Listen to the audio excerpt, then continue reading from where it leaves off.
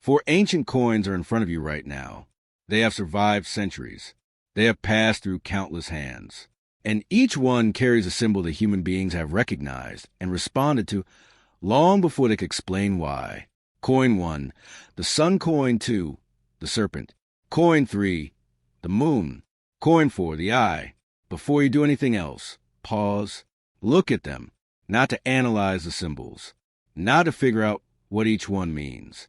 Simply notice which coin your attention moves toward first. That pull happened before you finish reading the sentence.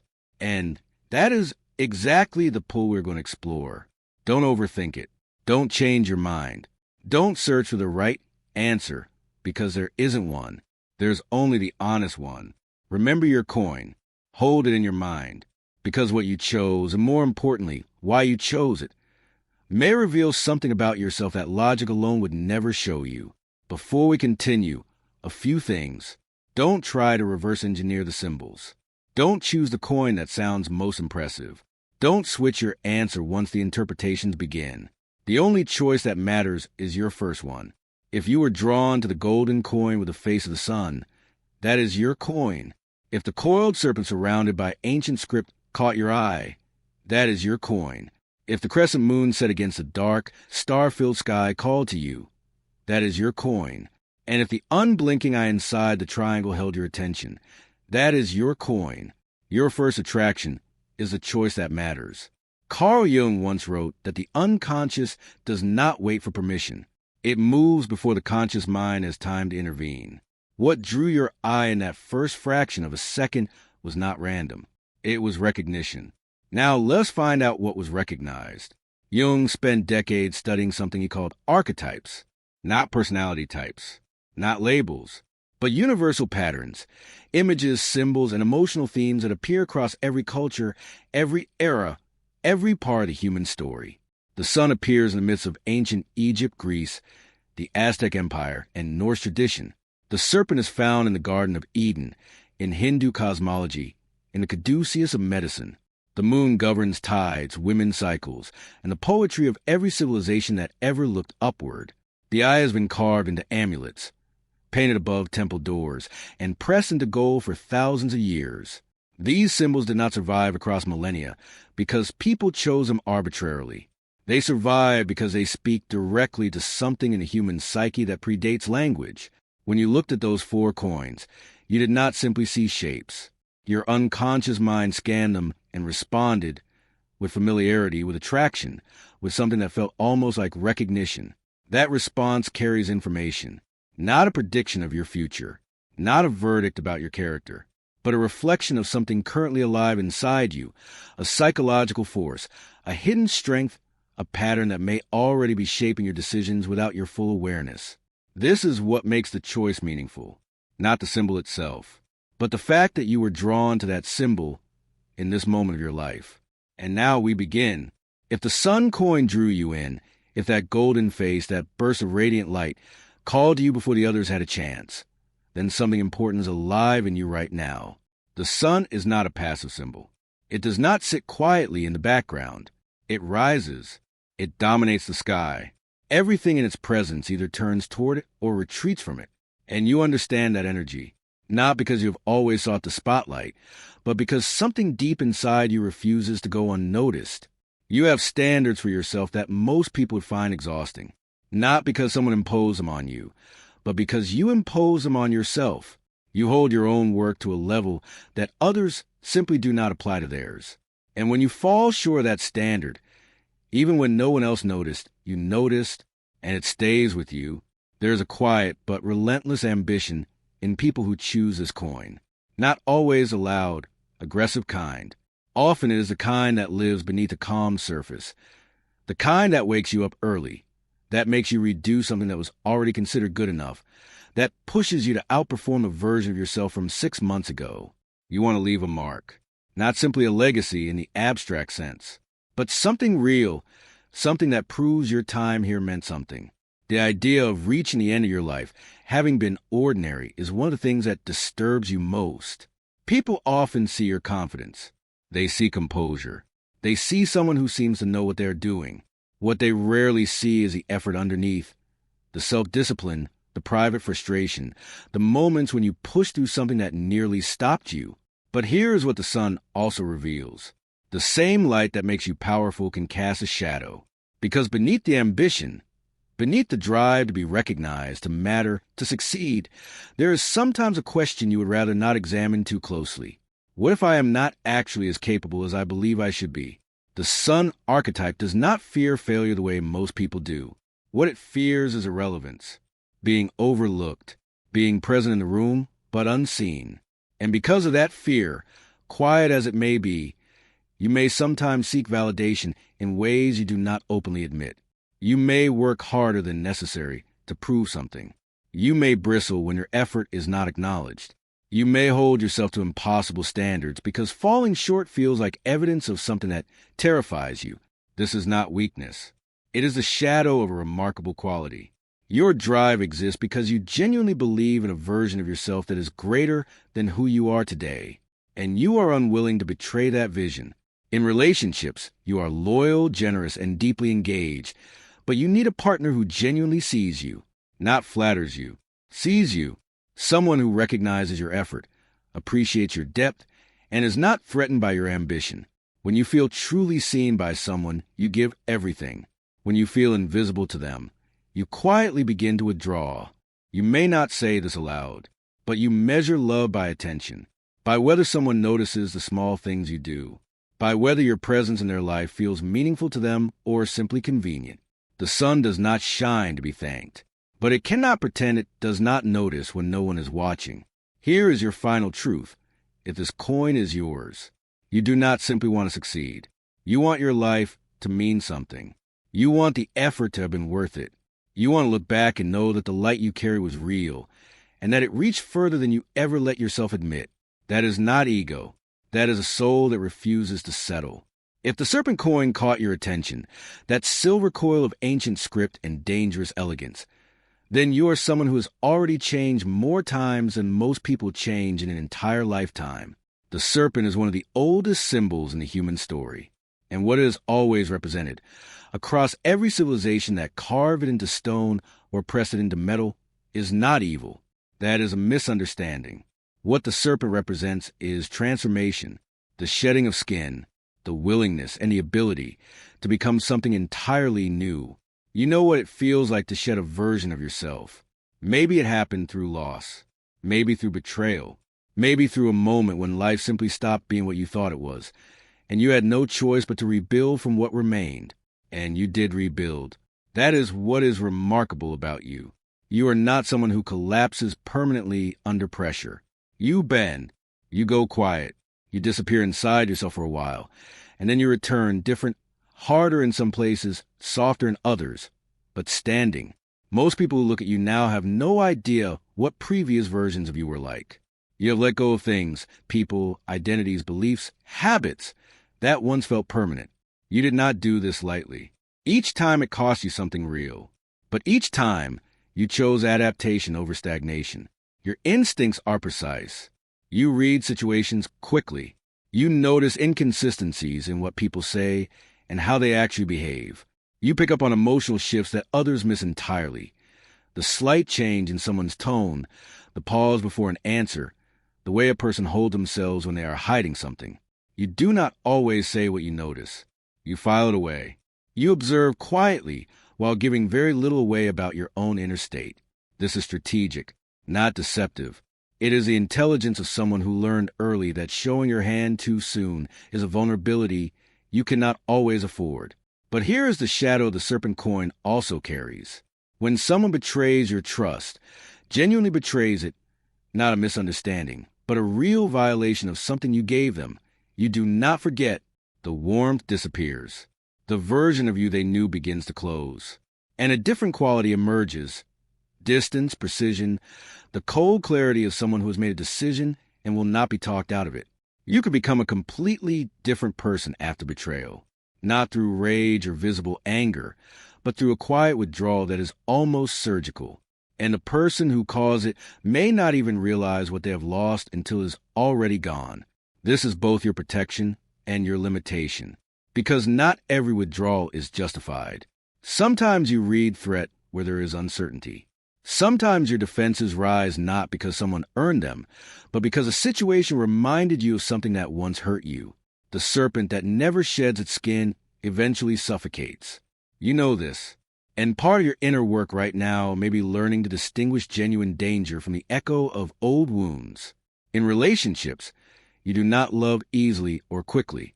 But when you do, when someone earns your real trust and sees the composure to what lives underneath it, you love with a depth and intensity that most people have never experienced. You are fiercely protective of those you claim. You would absorb enormous pain to spare the people who matter most to you. What you need is someone patient enough to wait for that trust. Someone who understands that your silence is not rejection, that your self-sufficiency is not indifference, that behind the control lives something far more tender than you allow most people to see. Here is your final truth, if this coin is yours. You were never meant to remain the same person forever. Every version of you that has ended was necessary. Every skin you shed made space for something more honest, more capable, more real. The serpent does not mourn what it leaves behind. It moves forward, luminous and new, toward whatever comes next. So, if the moon coin held your gaze, that silver crescent against a dark sky scattered with stars, then you carry an inner life that most people never fully see. The moon does not announce itself. It does not generate its own light in the way the sun does. Instead, it reflects, it shifts, it moves through phases, bright in full 1 week, crescent and withdrawn the next, and it has always been associated with what lies beneath the visible surface of things. You understand that world, the world beneath the surface. You have a sense for people that goes beyond what you can rationally explain. You pick up on emotional currents in a room before anyone has spoken. You often know something is wrong. In a relationship, in a situation, in the mood of someone you love, before any visible evidence exists to confirm it. And you are right about this more often than feels entirely comfortable to you. This is your intuition, and it is not a minor trait. It is a primary lens through which you process the world. Where others rely on logic first and feeling second, you do the opposite. You feel first. You sense, absorb, process emotionally, and then you apply reason to what has already arrived as intuition. This does not make you irrational. It makes you differently rational. Your data arrives through a different channel. You are drawn to depth in conversations, in art, in people.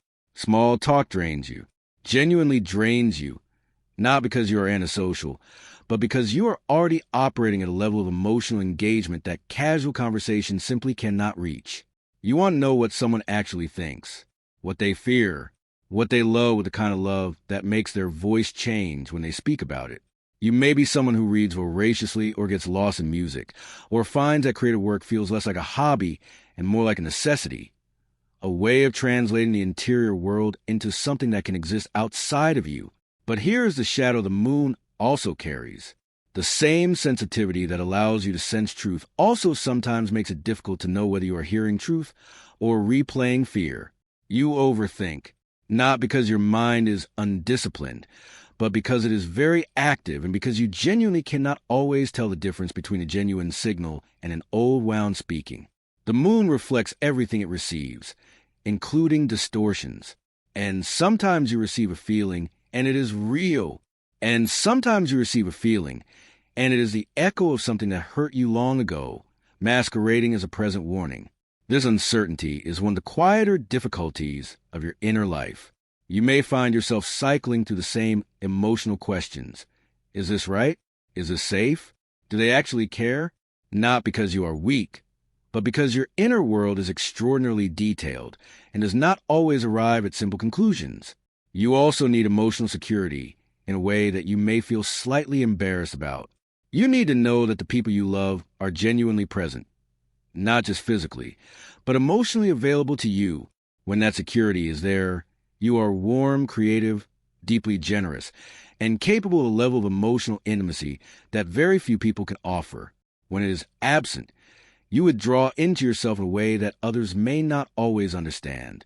You are not easily reached, not because you do not want to be, but because you understand better than most what it means to open yourself up to someone. You know the cost of that, and you choose carefully. Here is your final truth. if this coin is yours. Your deepest answers rarely arrive through logic alone.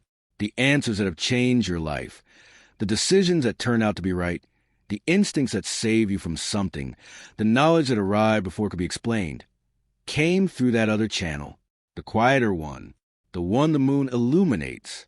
Trust it, even when you cannot fully explain it, especially then.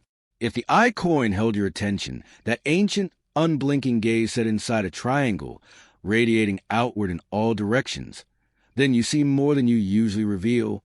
That is not a metaphor. It is a precise description of how your mind actually works. You are an observer, not passively, not simply someone who stands quietly in the background, but someone whose attention is genuinely analytical in a way most people do not operate. You notice things, details, patterns, the inconsistency between what someone said last week and what they're saying now, the way someone's body language shifts when a particular subject comes up, the thing that is not said in a conversation, which often tells you more than everything that is. You have probably known something was wrong about a person, a situation, a decision, before anyone else around you acknowledged it. And you may have said something, or you may have waited. But either way, you were not surprised when the truth eventually surfaced, because you had already seen it. You simply did not have the proof to name it yet. This quality makes you extraordinarily difficult to deceive, not because you are cynical, though experience may have added a layer of caution, but because your mind is genuinely wired for pattern recognition. You see beneath behavior. You track over time. You wait. You are patient in a way that can seem almost unnerving to people who do not know you well. You do not always respond immediately. You observe first. You assess, and when you finally act or speak, it is because you have already processed the situation more thoroughly than anyone around you realized. People sense this about you, even when they cannot name it. There's something in how you listen, how genuinely, how carefully, how completely, that makes people simultaneously want to tell you everything and be slightly nervous about what you might notice. You are trusted with information, secrets, confessions. People tell you things they have never told anyone else, often without fully understanding why. It is because you receive what is shared without immediately judging it. You analyze, yes, but you do not condemn. You understand that human behavior is complex, and you are genuinely interested in understanding it, not in using it. But here is what the eye also carries in its shadow. The same awareness that makes you perceptive can sometimes make you restless, because your mind does not easily switch off. You notice things even when you would rather not. You pick up on emotional undercurrents in situations where you would genuinely prefer to simply enjoy yourself without the background analysis running. And sometimes, not always, but sometimes, you see danger where there is none. You detect inconsistency in someone who is simply inconsistent without malice. You sense threat in a situation that is simply unfamiliar. The eye that never blinks is also the eye that never fully rests. And that is a cost. You may find that you hold back parts of yourself, not out of dishonesty, but out of caution. You observe others for a long time before you trust them. You allow people access to you slowly, in measured degrees, because you understand better than most how much can go wrong when trust is given prematurely. This is wisdom. But taken too far, it can become isolation. The person who waits for absolute certainty before trusting may wait too long. Some connections require a degree of risk that no amount of observation can eliminate. In relationships, you are deeply loyal to those who have earned your trust, and fiercely private with those who have not.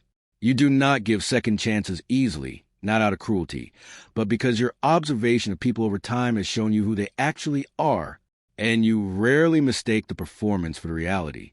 What you need is someone who does not feel threatened by your awareness, someone who has nothing to hide and knows it, someone who finds your attention not invasive but intimate, because to be truly seen by you is one of the rarest things in a person's life. Here is your final truth. If this coin is yours, you see more than you usually reveal. The insights you carry about people, situations, patterns, truths are more accurate than you sometimes give yourself credit for. The question is not whether you see clearly. The question is whether you trust what you see, and whether you allow yourself to be truly seen in return. Every symbol carries two faces. Every strength contains a seed of its opposite. The sun's ambition becomes a fear of being invisible. The serpent's adaptability becomes the difficulty of trusting again. The moon's intuition becomes a confusion between feeling and fear. The eye's awareness becomes the exhaustion of never switching off. This is not a flaw in the system. It is the nature of psychological depth. The qualities that make you remarkable are inseparable from the challenges that make you human. Jung called this the shadow, not the dark side of your personality, but the unclaimed side, the parts of yourself that exist in the background, shaping your decisions without your full awareness. The point of recognizing your shadow is not to eliminate it. It is to stop being controlled by it without knowing it. When you understand that your ambition sometimes drives you to seek validation rather than simply to achieve, you gain a choice. When you understand that your guardedness sometimes seals out connection rather than simply protecting you, you gain a choice. When you understand that your intuition sometimes replays old wounds rather than accurately reading the present, you gain a choice. When you understand that your observation sometimes manufactures threat rather than detecting it, you gain a choice. The shadow does not disappear when it is named, but it becomes far less powerful. Before we close, let us return to the coins themselves, not to the interpretations, but to the moment, that very first fraction of a second, when your attention moved toward one of them. The interesting question is not simply what your coin means.